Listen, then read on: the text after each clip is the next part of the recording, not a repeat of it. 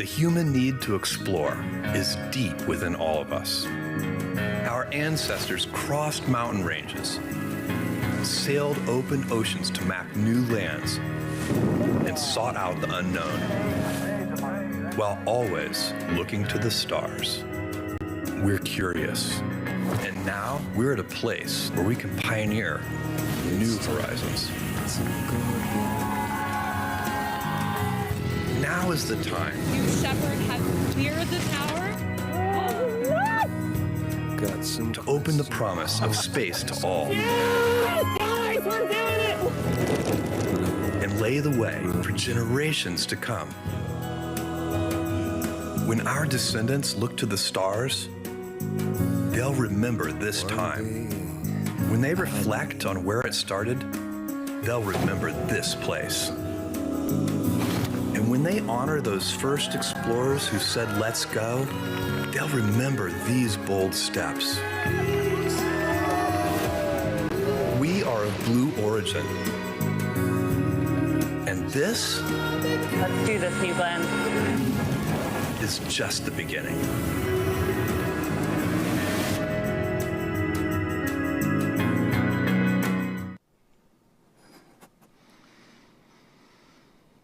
Good morning, everyone, and welcome to our live broadcast on today's New Shepard Mission 29. I'm Joel Eby, and with me is Alice Watts, engineer on the New Shepard program. Alice, welcome.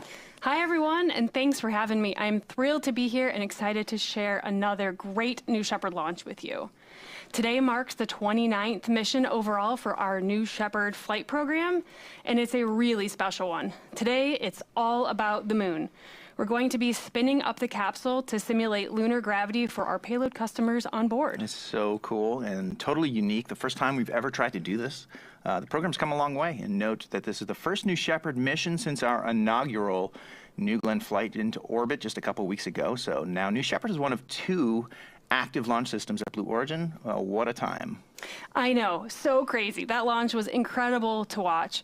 We've spent years looking forward to that moment, and now it's an all-new era for Blue. That's amazing. Yeah, I think, I was there in Florida for that launch, and we were able to enjoy, hearing the BE-4 engines lighting up from the factory for the first time. Such an epic achievement for Blue Origin. I'm sure you could feel it as well. Yeah, you could feel the whole building shake, and it was a little bit of a delayed reaction when the sound finally reaches the building just a few seconds later. Here's a cool video of that. You can see the whole team at Blue celebrating the moment of liftoff.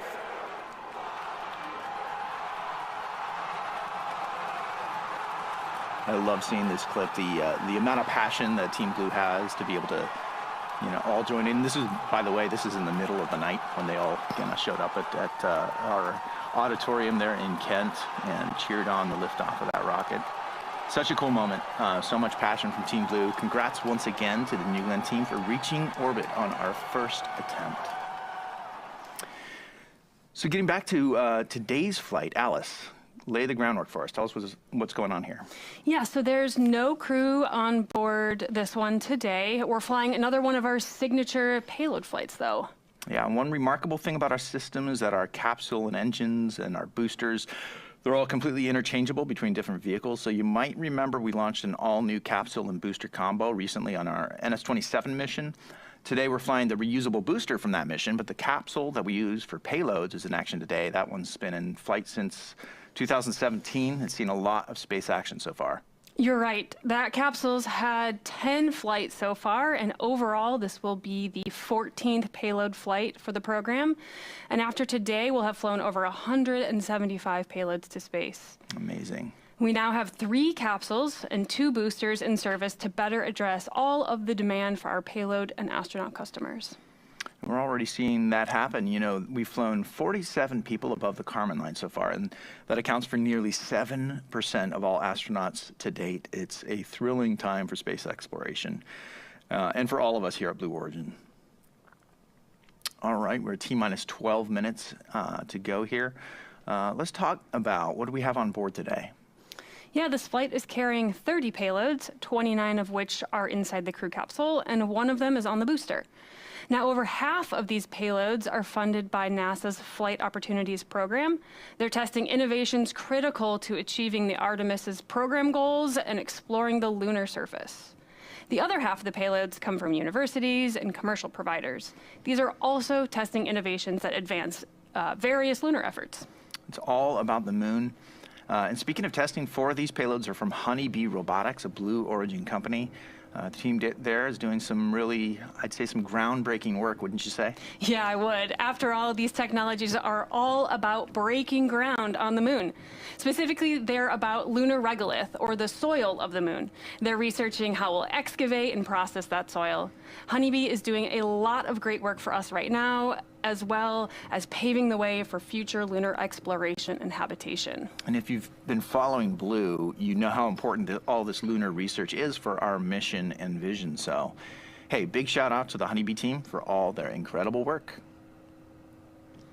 So let's get into a little bit more of the science here with this lunar spin technique. Alice, lay the groundwork for how we're going to do this. Yes, so let's imagine spinning a bucket of water around in a circle, let's say.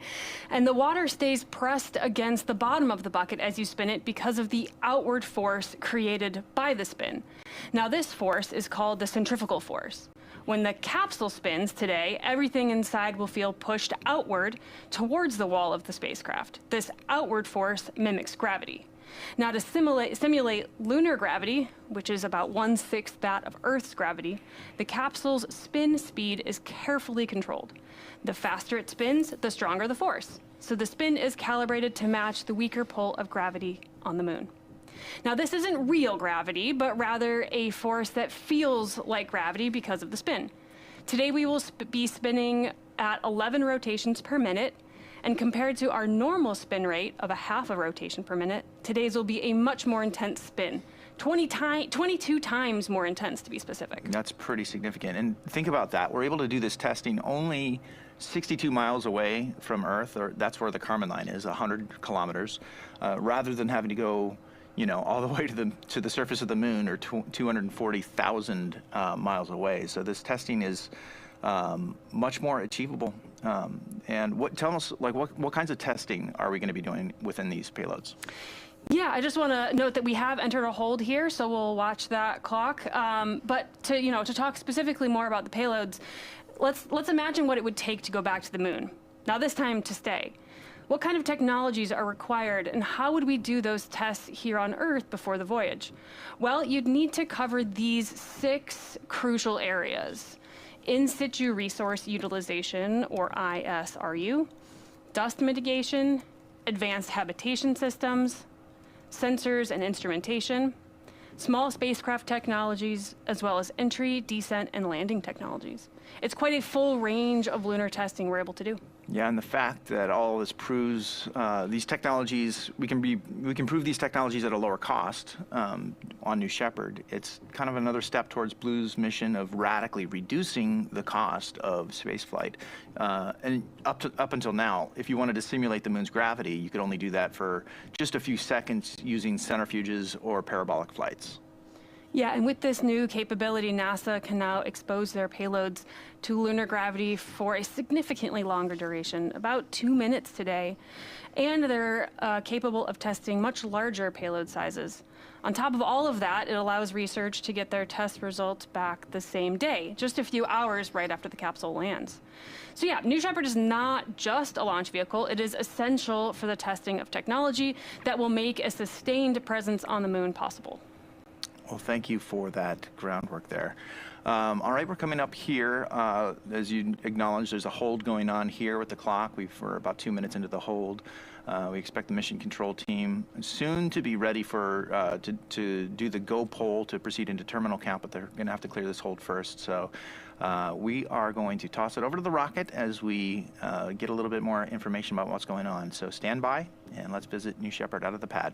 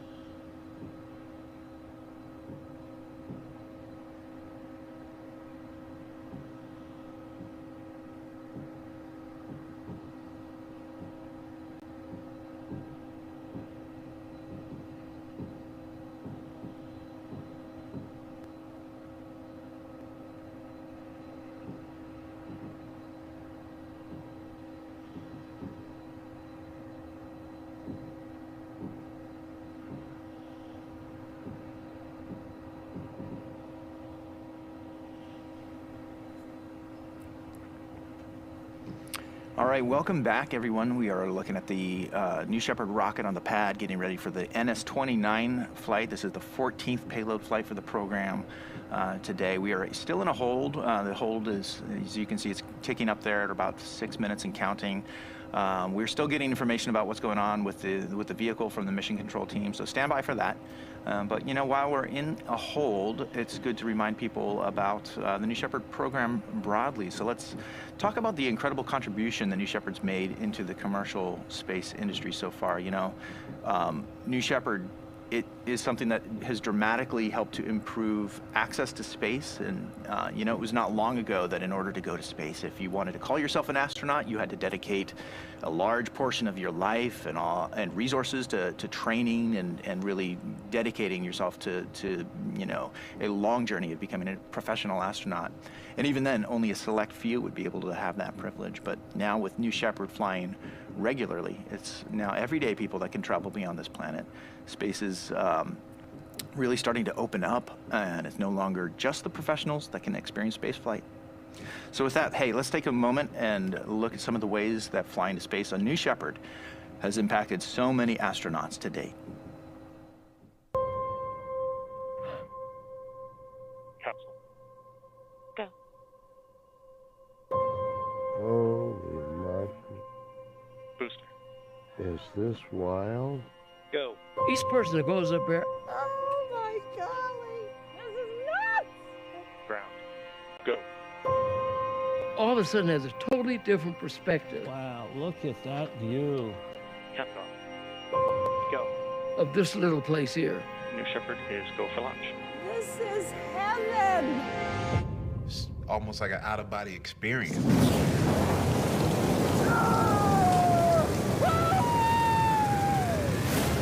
Shepard has cleared the tower. This is a new era where people like a teacher from North Carolina gets to go to space. Space has always been something I've wanted to do, but it's never been accessible until now. Look at that view. Look at the view. It's just unbelievable. You have to see it with your eyes to really, really take it in. Everybody else should go to space. Look at the Earth. Just look outside. Look at the Earth. We're in space.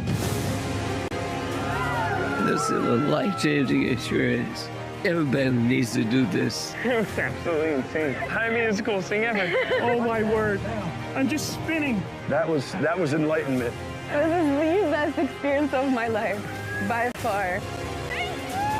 Everyone in the world deserves to see this. Everyone needs to see this. Oh my God. It's just a dream come true. I wanted to do this my entire life.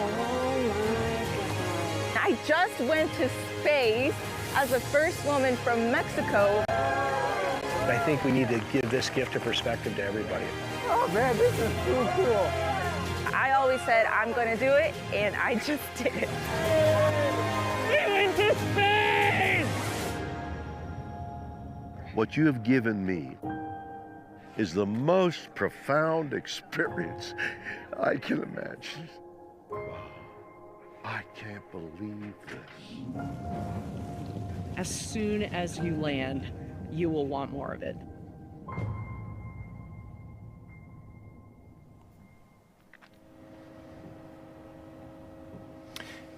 You know, I love seeing those first moments of our astronauts exiting the capsule. They're breathing in Earth's air again, and they're letting their reactions about what they just went through just completely spill over. It's one of the best parts of watching humans fly to space.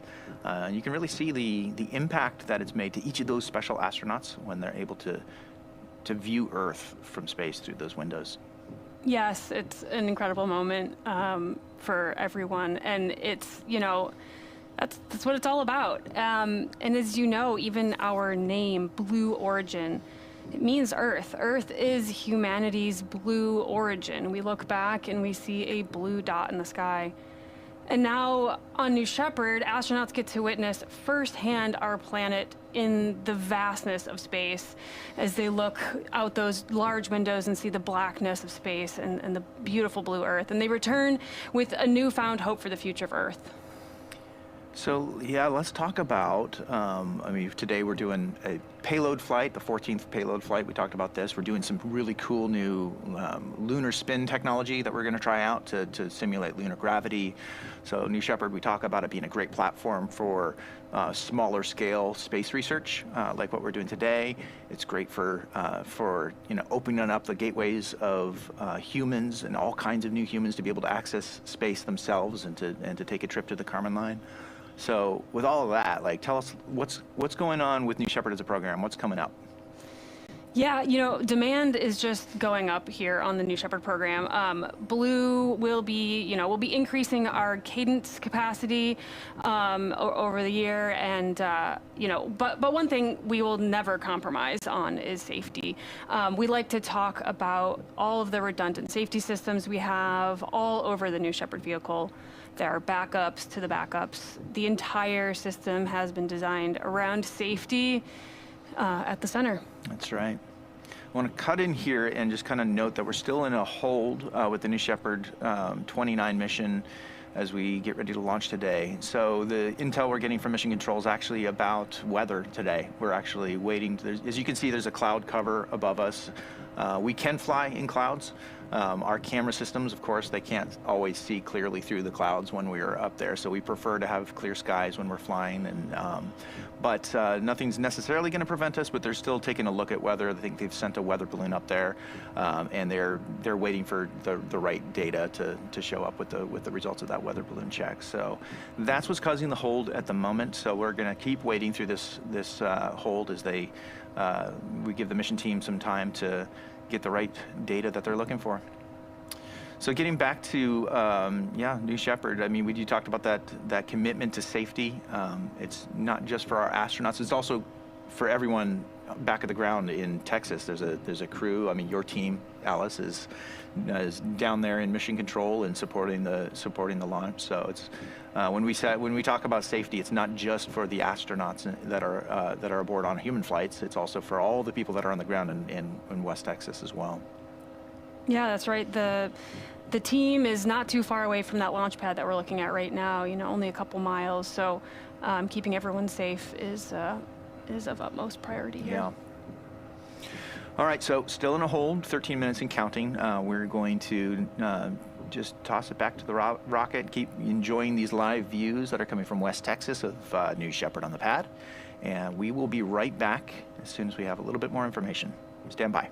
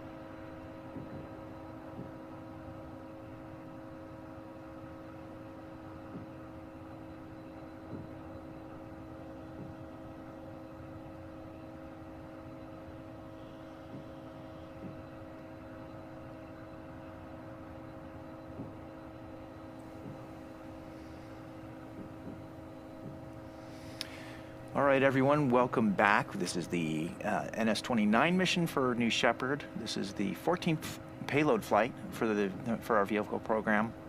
We're still in a hold as we are awaiting the right weather conditions for flight today.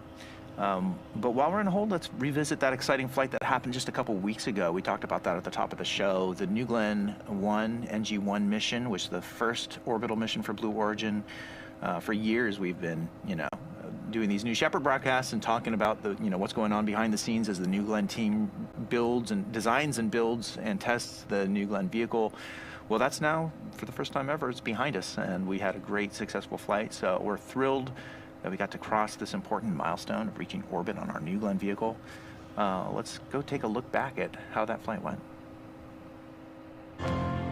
New Glenn is ready for launch of Blue Ring Pathfinder. This is our first flight, and our key objective today is to reach orbit safely. GS1 at flight level. Quick water start. 3, ignition, 2,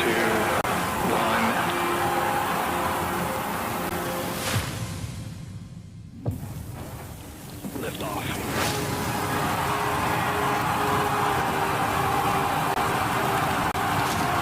All 7 engines at full thrust. Checking for pressures are good. Vehicle's cleared the tower. Now passing 18 seconds into flight.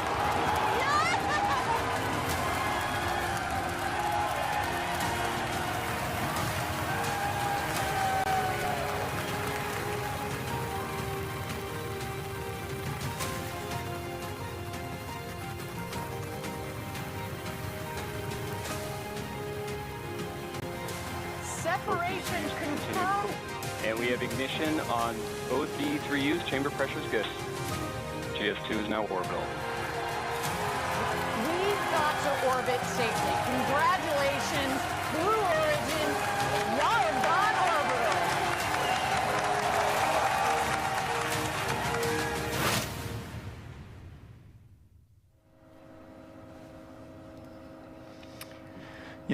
I personally will never forget that moment where the camera zooms in to see those 7 B-4 engines all lit up together. I know, those mock diamonds were crazy. I've seen them during an engine test down in Texas, but like 1 engine, not 7 engines. Totally. So to see them all together on the vehicle, clustered like that, creating that beautiful pattern, it's just breathtaking. Yeah, totally. I mean, for so many years, you're, building this vehicle. I mean, my team is the content team at Blue, so we're, creating like animated packages showing what New Glenn's going to look like when it's flying. There's only so much you can do to imagine it, though, ahead of time. And the moment that I saw those mock diamonds all appearing together, kind of took my breath away as well, just because it's like, it surprises you with what the reality of all that power together is like.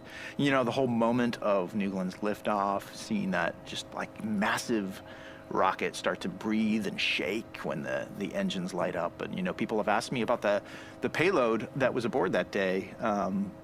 Talk about that. Where is it now? Yeah, the payload that was aboard New Glenn is our Pathfinder for our Blue Ring, and in fact, it's still up in orbit. It's going to be in a permanent orbit with the second stage and will remain up there basically forever. Forever. Yeah. So amazing. So we're looking forward to, of course, what's next with New Glenn, as well as these ongoing flights for New Shepard. So, hey, we're still in a hold here, 20 minutes and counting. Let's take a moment and check back in with our mission control team and see if they got any updates for us.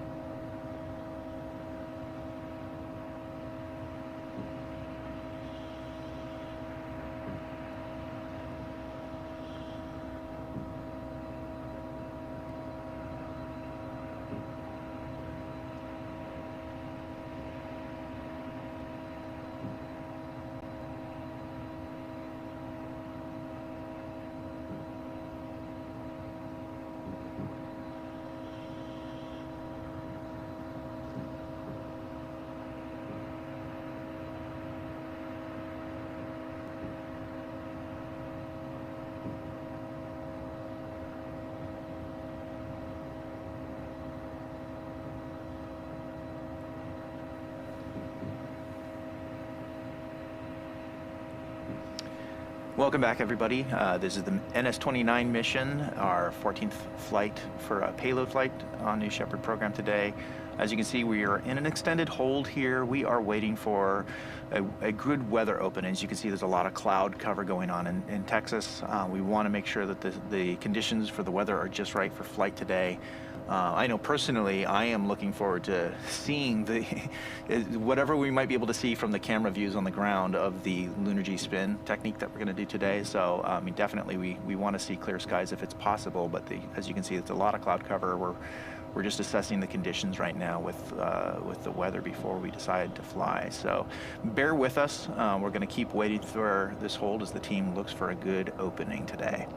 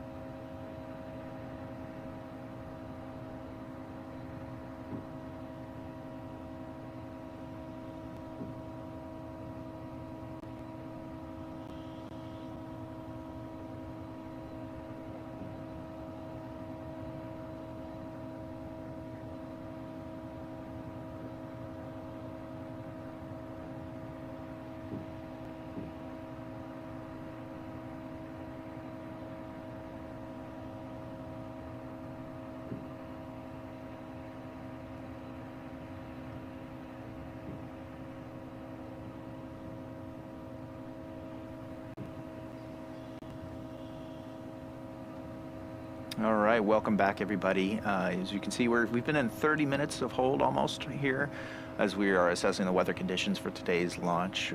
We want to make sure we're flying with just the right conditions. So the team is looking at that information.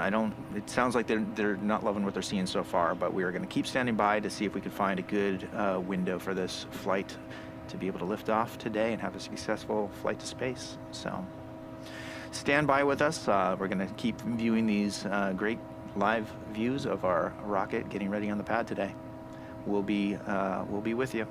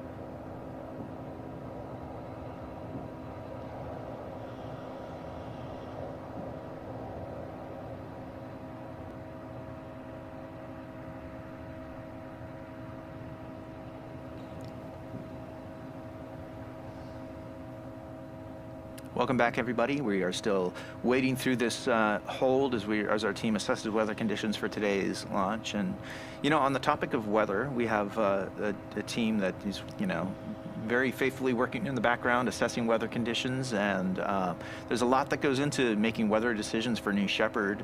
New Shepard, of course, like is unique in a lot of ways for a spaceflight program. One of those ways that it's unique is that the entire mission profile happens right here on Launch Site 1 in Texas. From launch to landing of both the booster and the separated capsule, they all land right here. So it's really important that the team is able to kind of assess all the continuous weather conditions right here in Texas for the launch. So why don't we take a look at what goes into making some of these weather calls for New Shepard. On a launch day, we give several go, no-go recommendations based on how the forecasts evolve throughout the morning. You have subject matter experts in every subsystem sitting in front of their consoles, intently monitoring everything going on to make sure that the astronauts are launched safely. My name is Andrew Kellenbeck. I'm a guidance, navigation, and control engineer. My name is Sean Hansen. I'm the launch weather officer for New Shepard. If you're looking for sunny conditions and lack of precipitation, West Texas is one of the best places in the United States that you can have. But we want to verify the weather at the time we have a phase in the launch. So we'll send a balloon up. Weather balloon is one of the best meteorological tools that we have. It provides us instantaneous data of what's going on in the atmosphere all the way up to 80,000 feet. The guidance and control team on New Shepard has decades worth of atmospheric and wind forecasting data that we've collected ourselves over the years through the release of radiosonde balloons that Sean was discussing, and also from our government commercial weather data sources. We're now able to predict the capsule landing location to about a half square mile, and this is over a 25+ square mile landing area. That is very, very accurate. The winds, of course, pose an issue for the capsule in terms of where it will end up landing, but it's also a huge factor in the booster landing performance. A lot of times we see wind shears during the final descent of the booster that cause it to have to readjust its position just prior to touchdown. So we're looking very closely at the winds at the lower altitudes to make sure the booster can accommodate those changes. Best part of working at Blue is having the opportunity to be a part of something special. And just watching these amazing people put this whole sequence together and get a rocket off the ground, it makes me really excited to be a part of it. My favorite part of working at Blue is the opportunity to work on something that is far greater than myself, that will last generations, and really making an impact on the history and future of human spaceflight.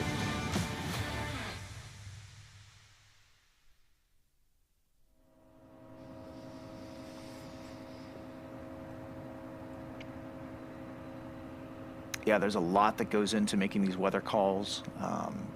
Every time I see that video, I'm reminded about all the complexity that the team has to be able to track as they're looking for all the right weather conditions for flight. So, yeah, and it's not necessarily just what you see, you know, from the ground. There's a whole layer of atmosphere that we have to go and make sure is good for New Shepard. You know, we rely on that to make sure that we have a safe launch and land for the booster and capsule. So lots of work that goes into predicting weather and assessing weather on launch day.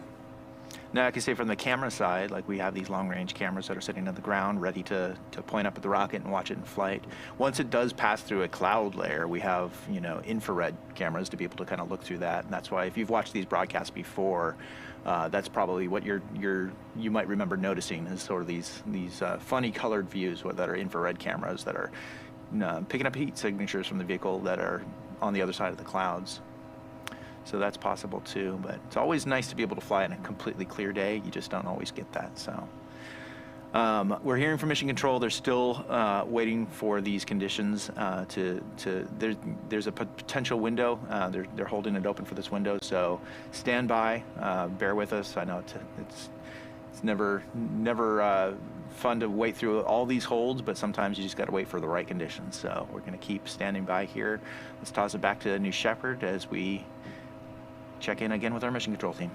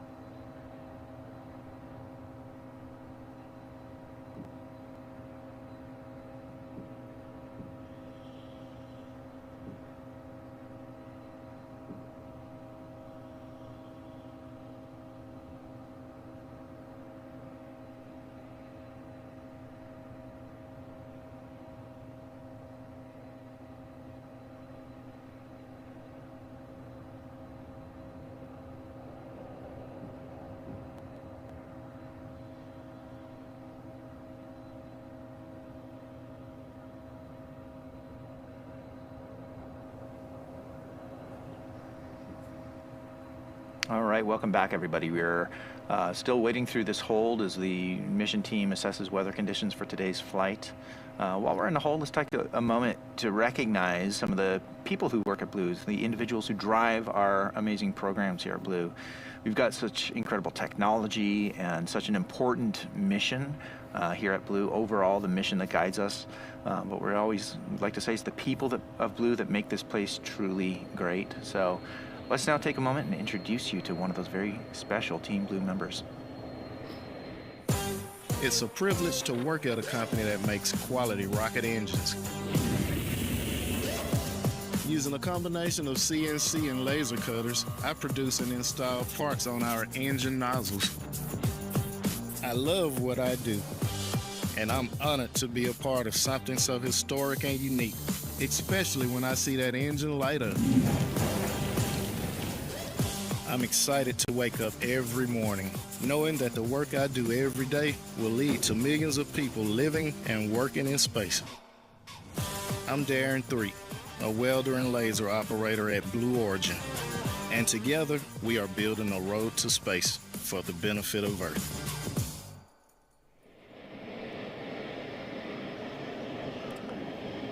Yeah, Darren's work at Blue is a great example of how he supports our important company mission, and I can tell just from the footage there, he's doing that from the Huntsville location where we manufacture.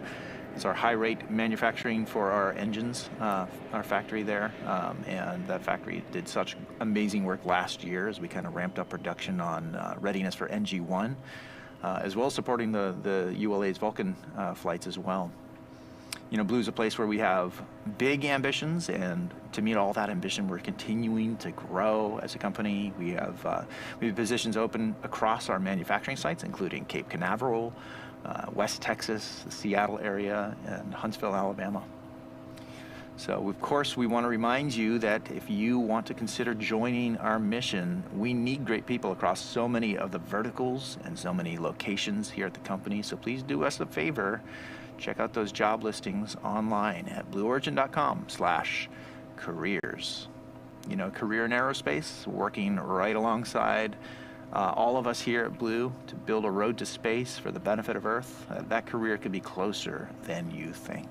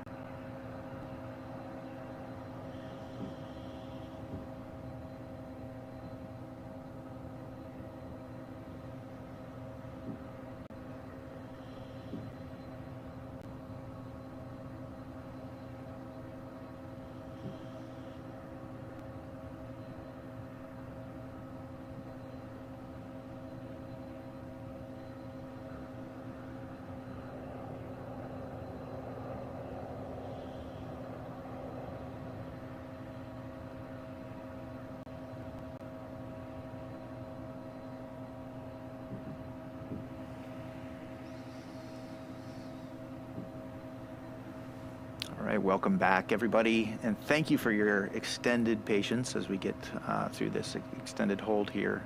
48 minutes and counting on this hold. This is one of the longer ones we've seen, but of course there's the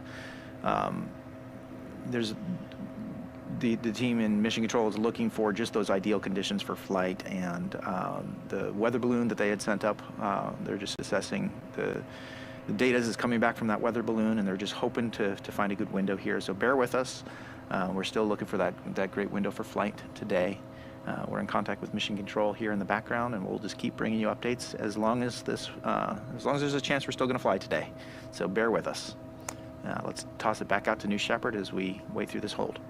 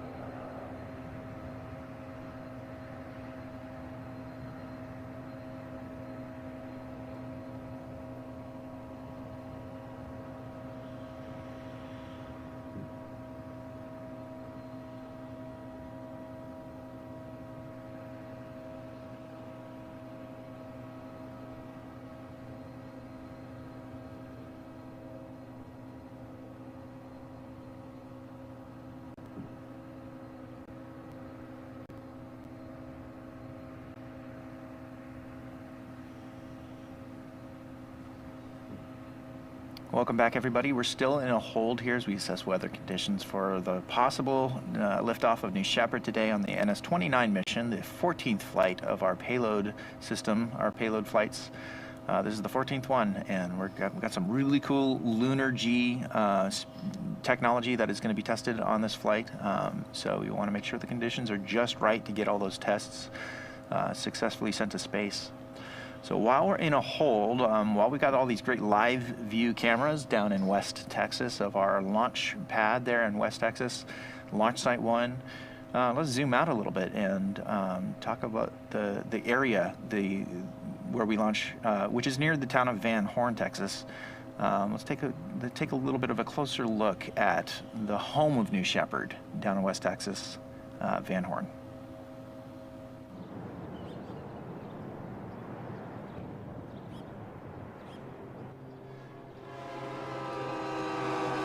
2 hours east of El Paso sits Van Horn, population 2,000.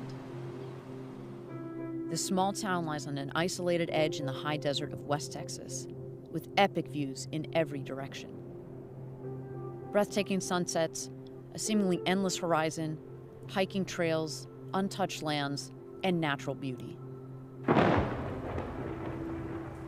It's our home away from home, and when we're here, we get to take part in the local culture. And on launch days, locals get a glimpse of New Shepard as it blasts towards the stars.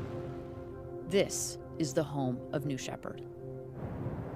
20 miles north of Van Horn's Main Street, Blue Origin occupies a majestic valley as far as the eye can see. Texas has always been at the forefront of human space exploration. It was home to mission control for the Apollo moon landings, and it's where astronauts have trained for decades. Now, this rich history is being passed to a new generation of astronauts. West Texas has been the site of every Blue Origin mission to date. And it's where the journey to space begins.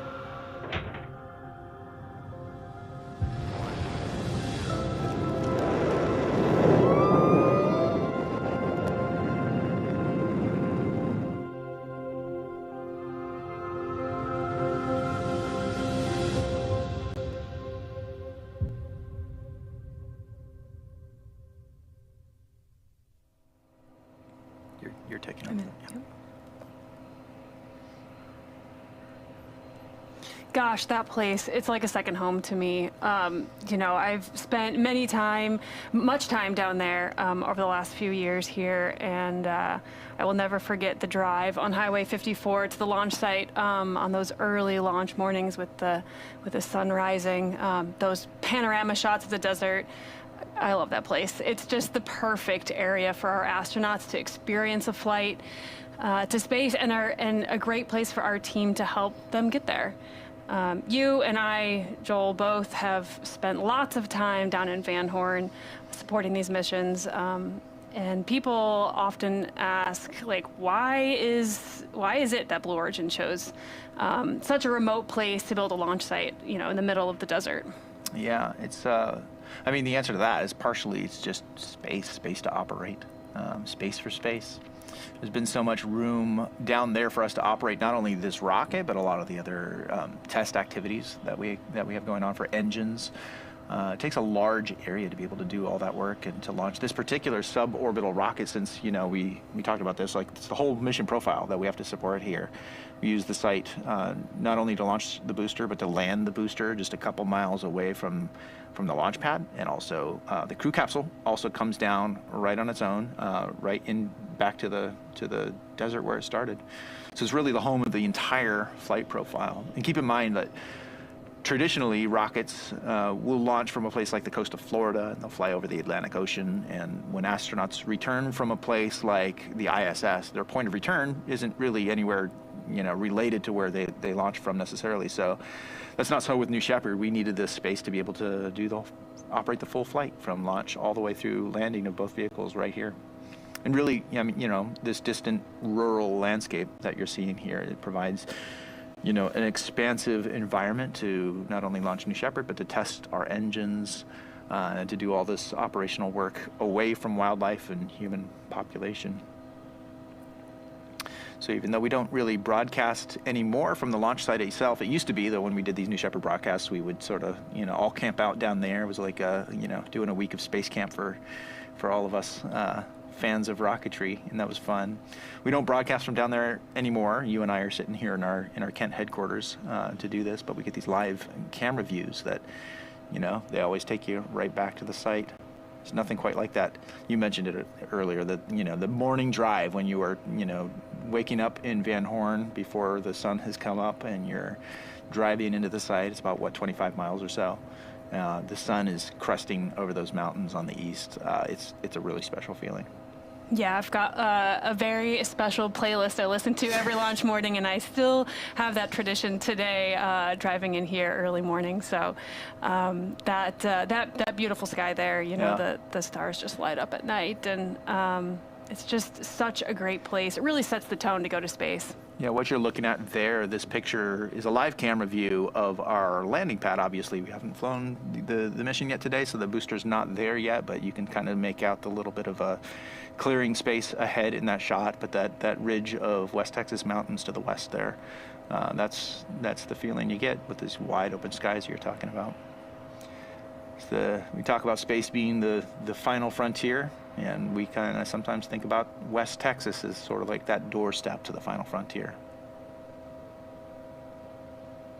So we're still in a hold here, 58 minutes. We're approaching about an hour of hold as we give the mission team time to just assess the conditions ready for flight. Again, they're looking primarily at the weather right now and making sure that they have a good window to operate this mission. Once again, this is a very special kind of mission for Blue Origin. This is the first time we're ever going to do this experiment where we spin the crew capsule and simulate lunar gravity, 1/6 of what Earth's gravity is like, through kind of basically creating a centrifuge in the crew capsule. And all of our payloads that we have on board today are kind of geared up to take advantage of that lunar G spin. So it's a very special mission, and we just got to make sure the conditions are just right to get this one done. So please bear with us. What we're hearing is that we have just a little bit more time that the mission team wants to be able to give to assess the conditions for flight. So I think it could be another 20 minutes or so from what we're hearing, that they're going to leave this window open and keep assessing the conditions for flight. So bear with us. We are going to keep watching and waiting here as we hopefully make our way towards liftoff. I do see there that some information on the screen is just kind of refreshed, and they've reset the mission clock to 10 minutes, but the whole clock, it's a new hold, a fresh hold. I think we probably crossed that 1 hour threshold. So yeah, we're going to continue getting some information here from Mission Control and hoping and waiting for a successful launch today. So bear with us. Let's go back to New Shepard on the pad.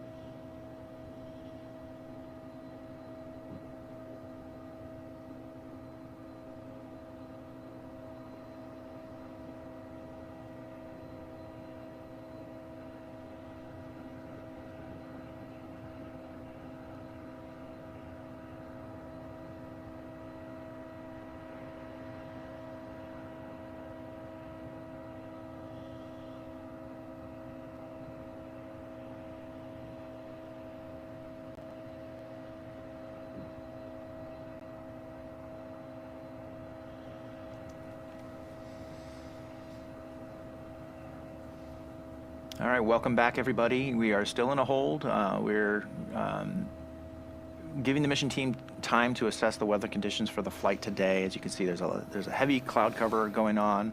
Like you said a little bit earlier, Alice, there's other things that we can't see with our eyeballs going on with the weather. We've sent up a weather balloon, and they're tracking specific conditions that they're looking for to make sure that we're ready for flight today. I personally can't wait to see the results of this mission, but of course, as with any mission, you got to make sure that the conditions are just right for flight. So we're going to keep giving them time. The mission team is saying that they need to assess this for a few more minutes to be able to know whether there's a window for flight today. So bear with us. Thank you for your patience. We also here are watching this live on air and hoping and crossing our fingers that we get a good moment to be able to fly to space today. And we're right there with you. So bear with us. Let's toss it back to the rocket on the pad.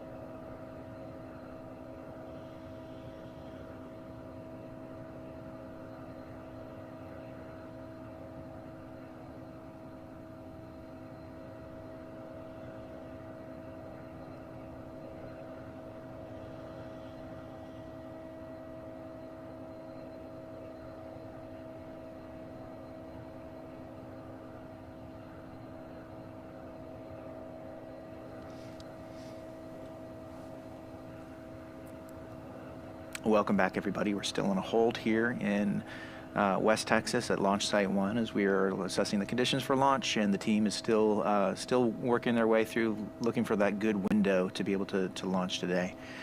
Bear with us, stand by with us, as it takes a lot of patience to get through a hold like this, but that's okay. We've got to make sure that we're ready for flight, and all those factors got to line up just right. So in the meantime, we're here just plugged into the mission control in the background and making sure that we get all those updates, and we still have a window, a possibility that we are going to be able to lift off today, so that's what we're hoping for here. So bear with us as we look for that ideal condition. Let's toss it back to New Shepard as we wade through the hold.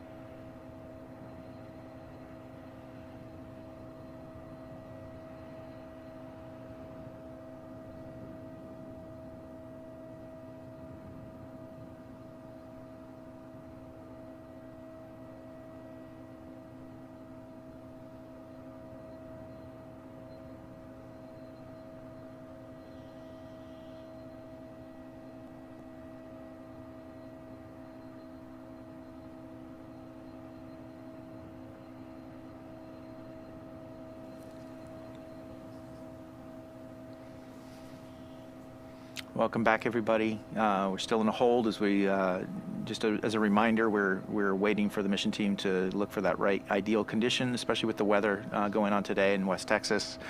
You can always see that cloud cover before the launch here with the live pictures that we're seeing right here. So as Alice noted a few minutes ago, there's a lot more that goes on than what you can actually see with your eyeballs. And so they've got a weather balloon that they've sent up, and they're assessing just the right conditions in the upper atmospheres, and pretty much the entire way from Texas to space and back. It's got to be just right for flight. So we're giving them that time to make that assessment and hopefully hold on to this narrowing window that we have in front of us in terms of an opening for flight. So we're hopeful. In the meantime, while we got a little bit of time here, these views that we have, the live cameras that we have coming back to us from Texas, are showing New Shepard on the pad, and you can kind of see one of the features, I would say, of the flight today, the lunar gravity spin. We're using the payload crew capsule that we've seen fly many times now. It's sitting on top of the booster. There's a good picture of it. You can see the feather graphics that are overlaying the crew capsule there. And they're matched up with our newest tail, our newest booster, which actually has a little bit of a different painting scheme, but that's okay. They're interchangeable. The whole system is designed to be modular. So with some of the views that we've got going on here, Alice, since you're here and you can give us a little bit of context, why don't you walk us through some of the stuff that you're seeing with these live views? Yeah, thanks, Joel. Yeah, you're right. We are seeing live views here. Right now, we're looking down the booster. You can see where the landing legs will pop out upon landing. You're seeing some icing happening on the outside. That is all very normal. Now, as we go and look at some of the other views, we'll notice some other things. But this here is near the top of the booster. We've got some umbilical cords into the vehicle for loading propellant and avionics or electronics control, along with a variety of other things. You can see where the fins will pop out, those more triangular shaped areas on the upper side of the vehicle is where the fins will deploy upon landing. And as we go to the capsule view, you will see that here in a moment. We're now looking at the bottom of the vehicle, of the propulsion module. This is where you can see just down there at the bottom the nozzle of the BE-3 engine. That is what propels New Shepard to space. That will light here hopefully soon. And now with the capsule view right on the top, as Joel mentioned, the liveries are slightly mismatched today, but that is okay. This is our payload capsule. It's flown 10 times to space and back. If you look carefully through the windows there, some of the largest windows in space, and you can see the payload lockers that we have. There's a variety of lockers in there today, positioned in a very specific orientation, you know, to help the folks doing experiments to sense that lunar gravity as we spin the capsule up. What you're looking at straight on is the hatch. Now, if you're an astronaut flying on New Shepard, the camera view is actually on the bridge that you would walk across as you enter the capsule. That hatch would be open, you'd walk in and take your seat. Instead of seats, we have payload lockers today around the capsule, and that bridge is still out for now. Hopefully we'll see that retract shortly. Yeah. If we get into the launch sequence. Now, this particular view that we're looking at right now, this is the view that the astronauts would get if they're approaching the hatch, and the hatch, of course, would be open when they are approaching the hatch of the crew capsule in order to ingress into the crew capsule. This view always reminds me of back in the days of our astronaut training before first human flight. I can't remember, Alice, did you ever get a chance to play the role of an astronaut? I did, yes. I was fortunate enough to participate in the Astronaut, capital N-O-T, That's right. program during our training time down in Texas, you know, training all aspects of astronaut training and simulation and everything that it takes to become an astronaut. It's only a couple days of training. We go through all of the safety things that the astronauts need to be aware of and walk through a full flight day, step by step, all of the important moments. And here on the bridge is one of my favorite moments that we even practice during astronaut training, which is your hero pose. You stand there next to the capsule, strike a pose, and get your picture taken before entering the capsule. That's right. Yeah, one time I also got to played the role of an astronaut in training for one of those run-throughs. And yeah, you said for real astronauts that we take on New Shepard, it's only a couple days of their time that we have to do with training. For us at Blue Origin, I remember many, many long months and many trips to Texas as we worked out the details of exactly how that was going to work. My crew is the media crew, so like the photographers and the videographers, and making sure that we get the footage and the pictures for the astronauts, and all of that stuff had to be carefully practiced and timed along with the New Shepard team in order to make sure that we were in full sync and we were not going to like cause any extra delays to the mission sequence. And so we had to do a lot of practicing with that. But one time I remember I got to be an astronaut and step into the crew capsule and take a seat and hear the Capcom voice of Capcom through the radio as they are prepping you for a flight, and that was quite a surreal experience to be able to just sort of imagine what our astronauts are going to be able to go for. Yeah, it's really cool. I was also fortunate enough to be in the capsule on the pad during one of our comms tests, and it's the closest that I've certainly come to space, but you can feel nearly what all the astronauts would be feeling in that moment, minus some of the noises and the vibrations from the propulsion module. So it's a surreal experience. Yeah, and the view. I mean, we always talk about these large windows. Yeah. One of the things that we always also talk about with the large windows is not just that the windows are large, but the entire surface area of the capsule is covered in a remarkable percentage. I think it's a third of the capsule's surface area is covered in window. And so while every astronaut that is sitting in one of those seats gets their own picture view into, looking out to see Earth descending away from them and to see, space, and then once they unbuckle, they can look through their own window. I remember that astronaut Audrey Powers, I was asking her after her flight, like what did she experience? And the story that she told me was really, it stuck with me, was that it's not just about your window. It's like when you're up there in space, you're looking through your window, you're looking down on Earth through your window, and then you have this natural inclination to turn around and talk to your crewmates and point something out to them. And now Audrey told me that the moment she did that, she was just struck by this panorama of all the other windows that are in there together, that you've got this amazing panoramic view of the entire Earth that is kind of floating underneath your crew capsule. And that was just kind of like a striking moment that she didn't anticipate.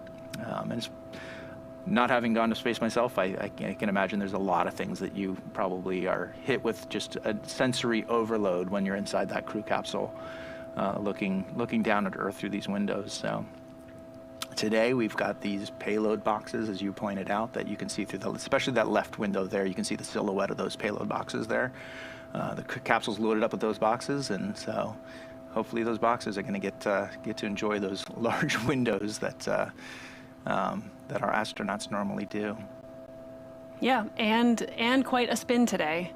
Yeah, for sure. I mean, the footage that we see coming back on every mission, you can see the normal amount in that you said it was like, what? About a half a rotation a minute. Half a rotation per minute, and then today's flight is supposed to be much more intense, 22 times faster than you would normally get on a normal New Shepard mission, so that would be quite intense. And I don't know what that would feel like for a human. I mean, it would feel like some form of gravity. You'd be pulled towards the walls and the windows and be able to sense It's like a sideways centrifuge today. Yep. Yeah. So yeah, we at Blue Origin have been looking forward to this flight for a very long time, and really looking forward to seeing the results of it. It's the kind of tech that our team was able to put together and kind of work with a lot of our customers, including the NASA team and the Honeybee team here at Blue, as they look forward to what it's like to simulate lunar gravity. Once again, this is just incredibly important for the Blue Origin mission, which, sometimes we like to say all roads for Blue go through the moon. We've got a lot of things on our forecast of programs that all kind of are, in a way, interlocking, that kind of support one another. We talked about the Blue Ring program earlier this month that we launched on New Glenn, on the first New Glenn flight, which is the Blue Ring Pathfinder. And that Blue Ring technology is going to create such a great infrastructure in open space and orbital space, for us to be able to, increase communications and data and all kinds of, it's like a Swiss Army knife for space. And that will, of course, overlap and communicate with programs that we have, like lunar landers that are going to the moon, and other pieces of lunar technology. The vision for Blue Origin to be able to go back to the moon and to really establish all of the components that are necessary in order to go back to the moon this time to stay. There's a lot going into that, and so flights like today are really a good way for us to prove out how those technologies can be put into practice, and to do it at a subscale like New Shepard is a really cool benefit. Yeah, it's really cool that they're going to get about 2 minutes, a little over 2 minutes of Lunargy today. Okay, so yeah. The hold that we have going on here, it says 24 minutes, but that was in addition to a previous hour that we were counting upwards. So the mission time has definitely shifted for today. One of the major issues that we're looking for is just the right weather conditions. I'm actually hearing from Mission Control that we are also troubleshooting a vehicle issue.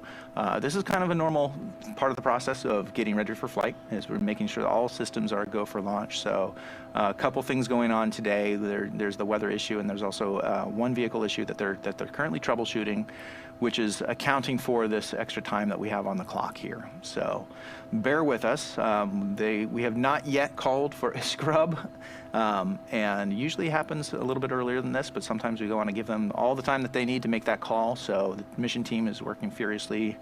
Their heads down in Mission Control, and they are working together to see if they can hold on to the open time window that they have to make this mission happen today. So It's possible we'll scrub, but we're still holding on to that hope that we can find that good window for flight today. So bear with us. Thank you.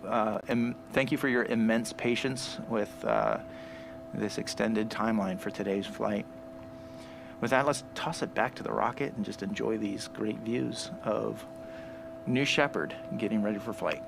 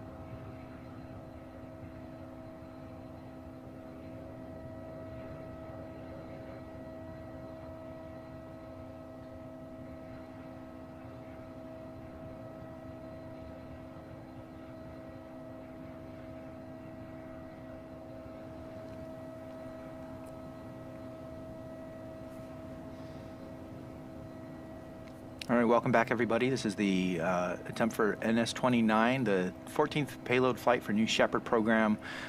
As you can see, we've been in an extended hold here as the time has ticked down to the T-minus 10-minute marker, and then we've been just waiting through as the mission team is working in the background.